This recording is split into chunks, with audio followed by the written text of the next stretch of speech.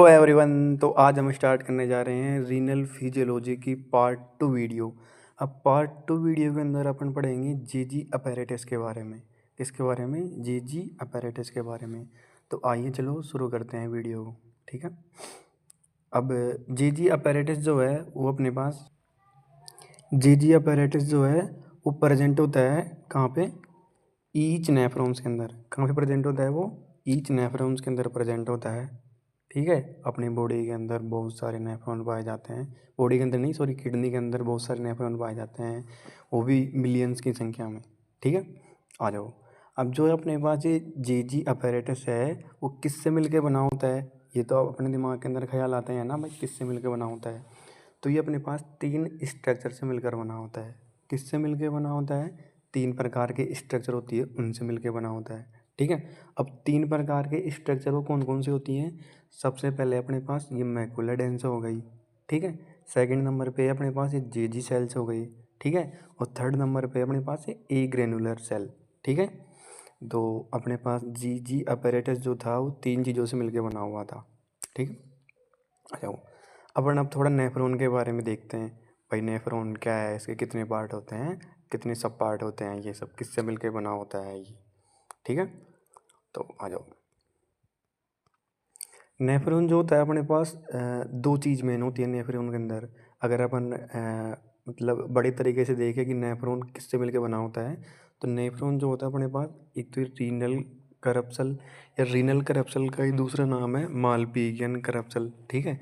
अभी अपने पास रीनल करप्सल या मालपीजियन करप्सल जो होती है वो किससे मिलके बनी होती है? ग्लोमेरुलस। ठीक है। और बोमेन कैप्सूल। मैं आपको दोनों चीज़ें बताऊंगा कि ग्लोमेरुलस क्या है और बोमेन कैप्सूल क्या है। तो ये देखो, ये अपने पास हो गया बोमेन कैप्सूल। क्या हो गया? बोमेन कैप्सूल हो गया। ठीक है। अब यहाँ से आएंगे अपने पास एफरोंट आर्ट्रियोल। क्या आएंगे? एफरोंट आर्ट्रियोल। यहाँ पे वो क्या बनाएंगे? टफ ऑफ कैपिलरीज, यानी कि गुच्छा बनाएंगे। ठीक है। तो वो जो गुच्छा बनता है ना कैपिलरीज का, उसी को अपन क्या कहते हैं? ग्लोमेरुलस। क्या कहते हैं? ग्लोमेरुलस। ठीक है। और ये जो अपने पास एक कप टाइप का स्ट्रक्चर हो गया, इसको अपन क्या कहते हैं? अपन बोमेन कैप्सूल कहते हैं। ठीक है। तो आगे देखते हैं अपन। अब नेफ्रॉन जो है, एक पार्ट तो अपन ने पढ़ लिया रीनल करप्सल या मालपीजियन करप्सल के बारे में। ठीक है। अब अपन पढ़ते हैं रीनल ट्यूब्यूल के बारे में। ठीक है। अब रीनल ट्यूब्यूल क्या है? अब रीनल ट्यूब्यूल के अंदर 3 पार्ट होते हैं। ठीक है। क्या कौन कौन से पार्ट होते हैं? एक पीसीटी होता है, एक डीसीटी होता है, और एक हेनले लूप होता है, या अपन इसको ऐसे बोल सकते हैं लूप ऑफ हेनले होता है। अब आपके दिमाग में सवाल हो रहा होगा कि पीसीटी क्या है, डीसीटी क्या है, लूप ऑफ हेनले क्या है। तो अपन मैं एक छोटा सा डायग्राम बना रहा हूँ नेफ्रॉन का, उसके अंदर देखेंगे। ठीक है। आ जाओ, नेफ्रॉन का डायग्राम बनाते हैं अपन। अपन समझते हैं कि पीसीटी क्या है, डीसीटी क्या है। पीसीटी का मतलब प्रोक्सिमल कोन्वोलेटेड ट्यूब्यूल। ठीक है।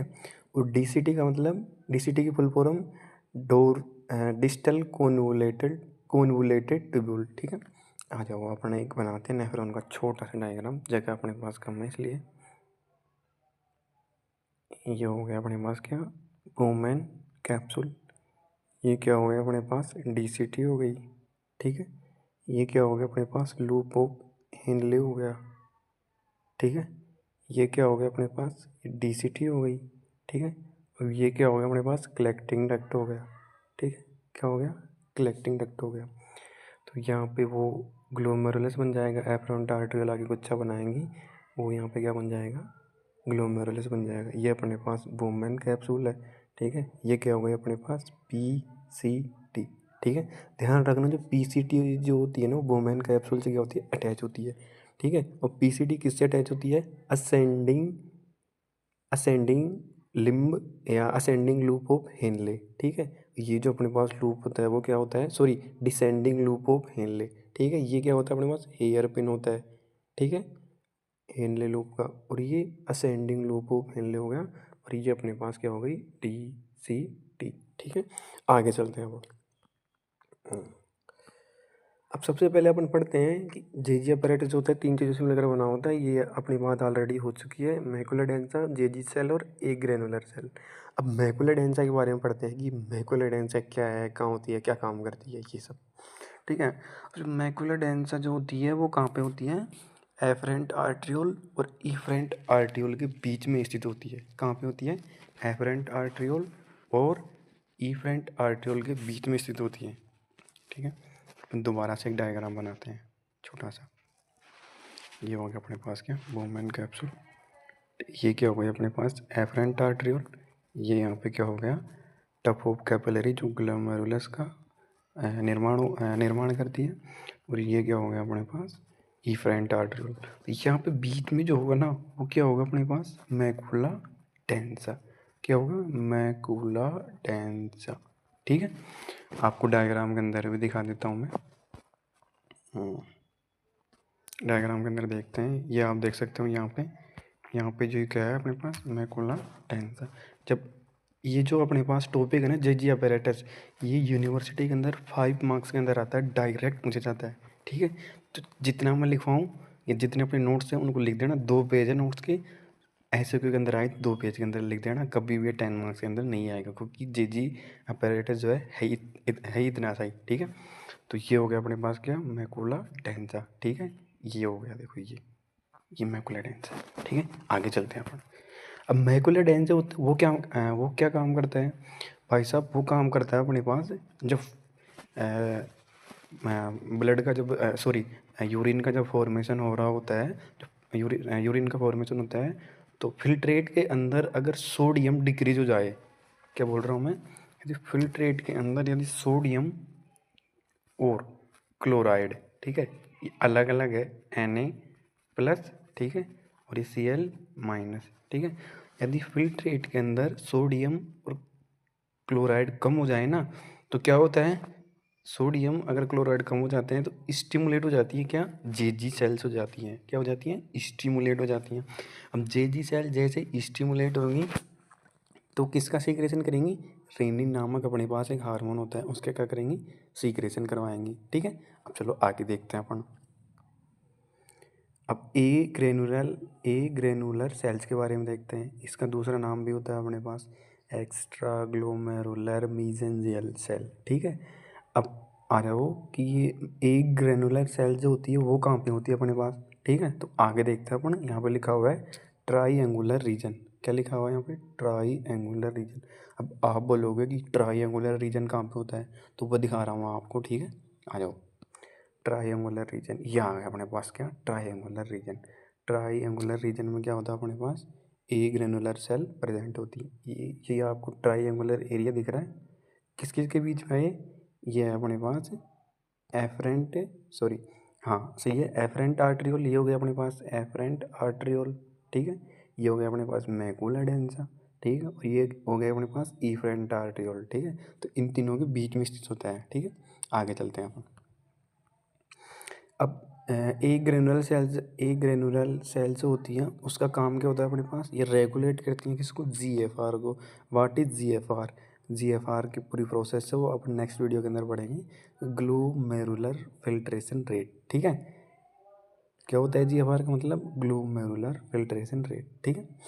अब जेजी सेल जो होती हैं, अब थर्ड नंबर पे है जेजी सेल। कौन सी? JG cell. अब जेजी सेल क्या होती हैं? जेजी सेल जो होती है अपने पास, जो एफरेंट आर्ट्रियोल जो होती है, क्या बोला मैंने? एफरेंट आर्ट्रियोल जो होती हैं उसकी कुछ सेल्स होती हैं जो क्या हो जाती हैं? स्पेशलाइज हो जाती हैं।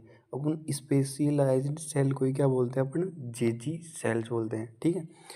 ये अपने तीनों का काम खत्म हो गया। अब पढ़ते हैं अपन फंक्शंस ऑफ जेजी अपैरेटस। फिर जेजी अपैरेटस जो होता है वो काम क्या करता है?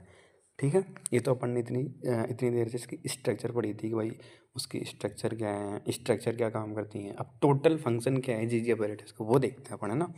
आ जाओ। टोटल फंक्शन है अपने पास जेजी अपैरेटस का सीक्रेशन ऑफ हार्मोन। कौन सा हार्मोन सीक्रेट करवाती है? रेनिन नामक एक हार्मोन होता है, उसका क्या करवाती है? सीक्रेशन करवाता है कौन? जीजी अपैरेटस। अब आपको तो अभी अभी मैंने बताया कि मैकुला डेंसा का काम क्या होता है? जब सोडियम और क्लोराइड जो होता है अपनी बॉडी के अंदर फिल्ट्रेट के अंदर डिक्रीज हो जाता है, तो जेजी सेल क्या हो जाती हैं, स्टिमुलेट हो जाती हैं, और जेजी सेल स्टिमुलेट हो जाती हैं तो वो किसका सीक्रेशन करती हैं, रेनिन नामक हार्मोन का। ठीक है, एक बात ध्यान रखना, यहाँ पे जो रेनिन है वो अलग है और डाइजेस्टिव सिस्टम के अंदर भी रेनिन आता है, तो दोनों की स्पेलिंग डिफरेंट है, तो ये चीज़ आपको नोटिस करनी है। ठीक है, अब आगे देखते हैं अपना सेकंड फंक्शन क्या है जेजी अपैरेटस का। जेजी अपैरेटस का सेकंड फंक्शन है रेगुलेट करती हैं किसको, ग्लोमेरुलर ब्लड फ्लो को, GBF, किसको, GBF। ठीक है, glomerular blood flow and GFR दोनों, बस ये इसके क्या हो गया अपने पास फंक्शन हो गई। ये अपने पास क्या हो गया टोटल चीज़ अपैरेटस हो गया। अगर वीडियो आपको पसंद आ गई हो तो वीडियो को ज़्यादा से ज़्यादा लाइक करना, सब्सक्राइब करना और शेयर करना।